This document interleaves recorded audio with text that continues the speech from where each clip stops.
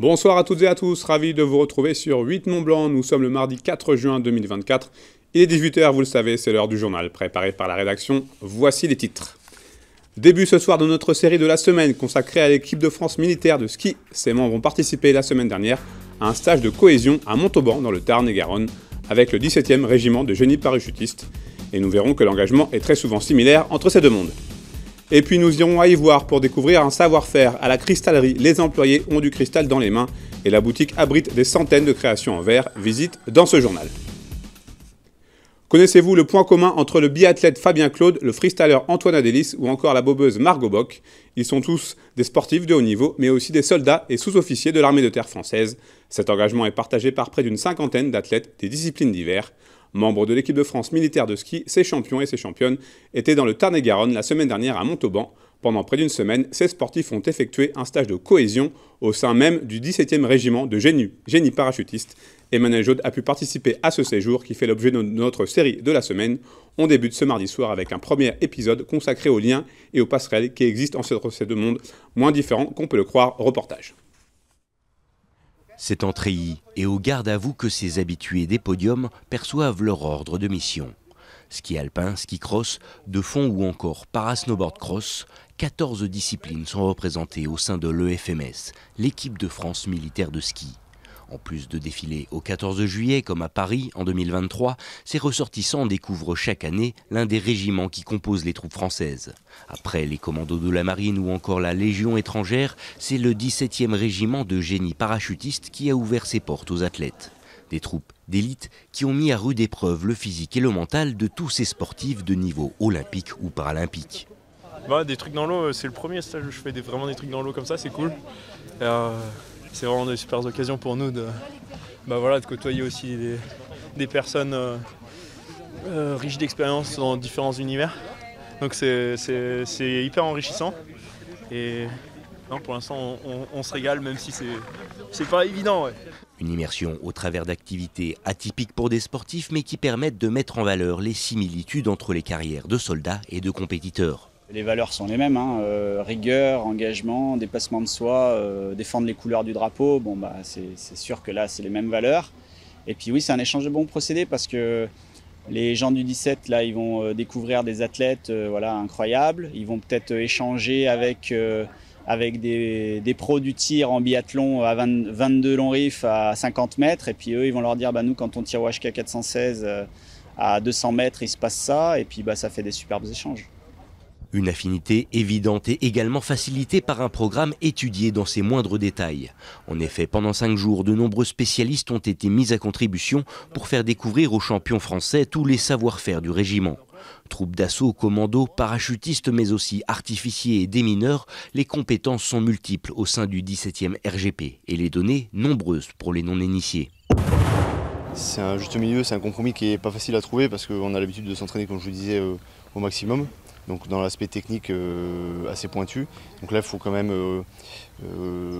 présenter les choses de manière un peu plus grossière, un peu plus globale, pour que ce soit plus parlant pour des personnes qui n'ont pas l'habitude de manipuler ce genre de munitions ou d'entendre parler de ce sujet. En fait. Donc que ce soit accessible dans un temps assez restreint et que ce soit en même temps parlant et compréhensif. Mais il y a un très bon état d'esprit, on sent pas mal d'engouement et de l'intéressement et ça fait forcément plaisir parce qu'on dédie pas mal de temps à cette présentation et à cet encadrement et donc d'avoir un retour bénéfique comme ça fait toujours plaisir. Et donc, mais sans surprise, on s'y attendait et on n'en espérait pas moins. Entre les manipulations d'explosifs, les entraînements au tir ou de sauvetage en zone de combat, la cadence est soutenue. Un rythme dont s'accommodent la plupart des sportifs qui n'attendent pas pour transposer ces expériences à leurs spécialités respectives. Comment eux ils abordent une mission à risque ou comment ils vivent une situation à risque. Moi c'est quelque chose qui m'enrichit parce que y a des fois dans des courses où je vais pas être à mon top, où je vais avoir peur. Et finalement, on se dit, eux, ils ont mis ça en place. Ok, est-ce que moi, je peux m'en servir pour moi, mon sport, ma course. Et en fait, on se rend compte qu'il y a pas mal de choses intéressantes à récupérer. Ouais. Un enrichissement à la dure qui aura forgé à coup sûr de nombreux souvenirs. De son côté, l'équipe de France assure en retour une certaine visibilité au régiment via les réseaux sociaux des athlètes et les histoires de leurs aventures chez les paras de Montauban qui les ont accueillis.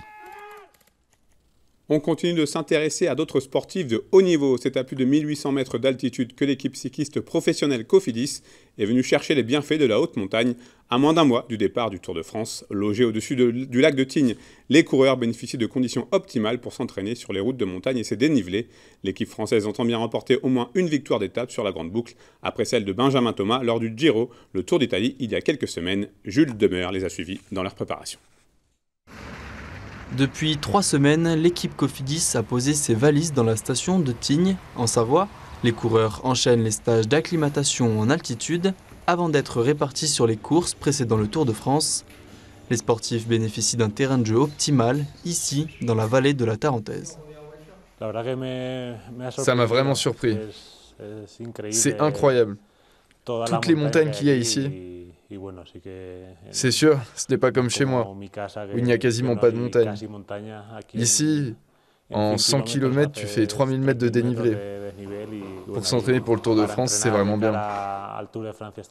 Aujourd'hui, 3 coureurs se préparent pour la Grande Boucle, les grimpeurs Jesus Herrada et Ion Izagirre, mais aussi le sprinter Brian Cocard. Ce dernier prolongera cette année son séjour en altitude.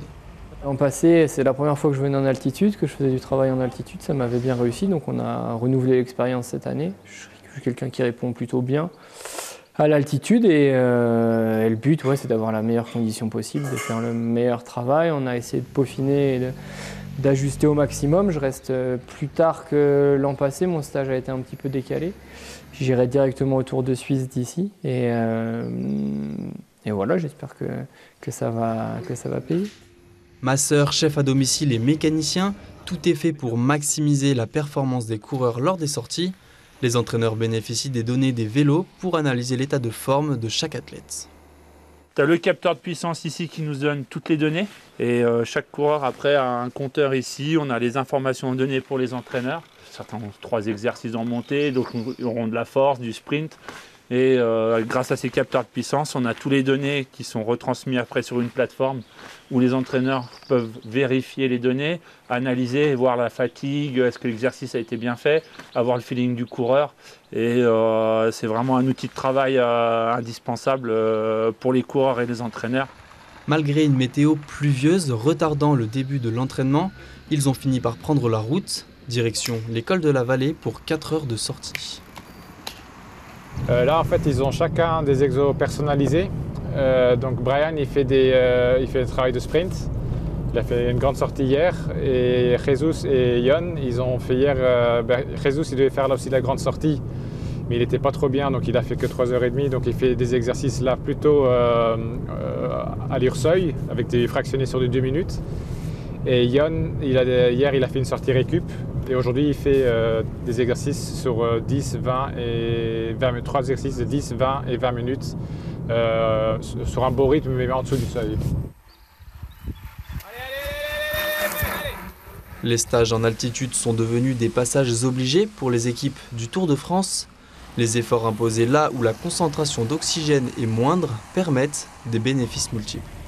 Quand on est à plus de 1800 mètres, il y a des adaptations physiologiques qui se font au niveau des globules rouges qui est connu, donc une augmentation du transport de l'oxygène dans le sang, donc une augmentation de la performance par ces globules rouges.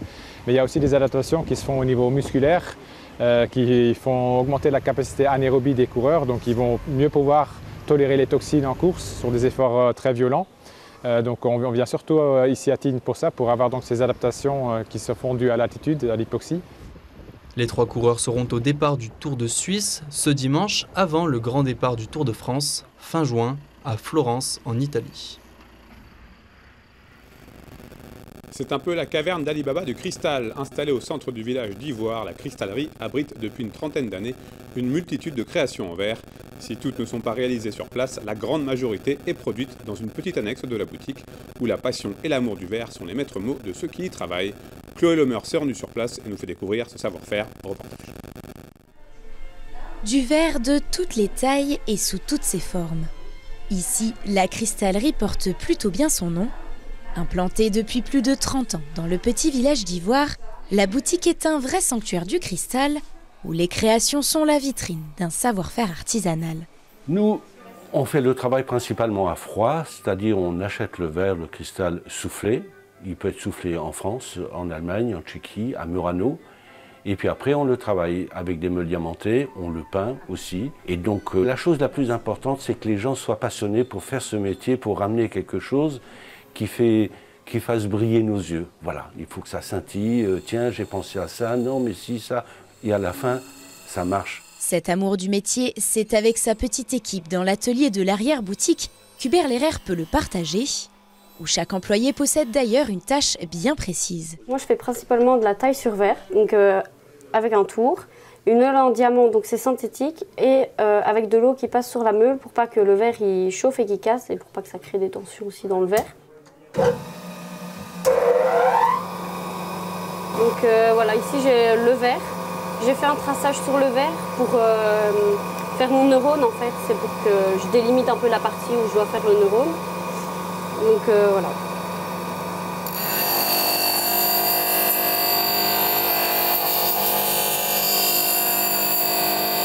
Derrière elle, c'est Stéphane qui opère. Lui aussi s'occupe de la taille sur verre, mais aujourd'hui, c'est au bouchon des flacons qu'il s'attaque, avec cette fois une meule d'ébauche. Une opération qui requiert de la patience, mais surtout de la précision. Il faut avoir la même pression sur la meule pour usiner la pièce régulièrement. Il faut bien penser à être régulier dans la rotation, dans la force que vous exercez sur la meule, pour éviter de déformer la pièce. Donc il ne faut pas être trop pressé, ça prend un petit peu de temps. Il vaut mieux prendre son temps que de vouloir aller trop vite et de casser la pièce. Parce qu'un coup de meule à côté, et la pièce est fichue. De leur côté, Gilles et Janie réalisent la personnalisation, soit à travers la technique du sablage pour l'un ou à l'aide d'une pointe diamantée pour l'autre. Le tout, c'est d'essayer de ne pas bouger, pas trembler et faire des gestes assez simples.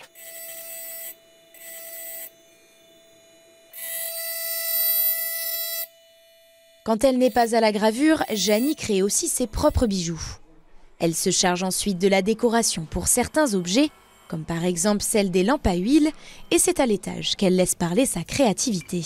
Au départ, je vais mettre de la peinture, c'est avec de la peinture vitrail qui sèche à l'air libre. C'est de la peinture qui ne se cuit pas.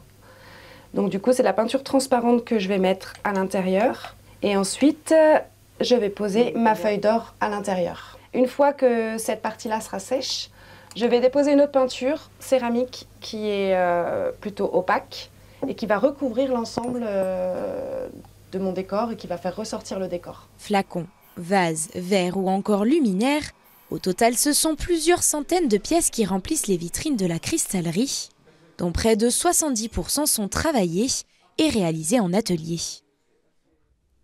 C'est la fin de cette édition. Merci à vous pour votre fidélité à l'information sur 8 Mont Blanc. Merci à toute l'équipe pour son aide très précieuse. Vous le savez, vous avez désormais rendez-vous avec la météo de Thierry Paulme. Je vous retrouve mercredi à 18 h pour un nouveau point complet sur l'information sur 8 Mont Blanc. Passez une très belle soirée.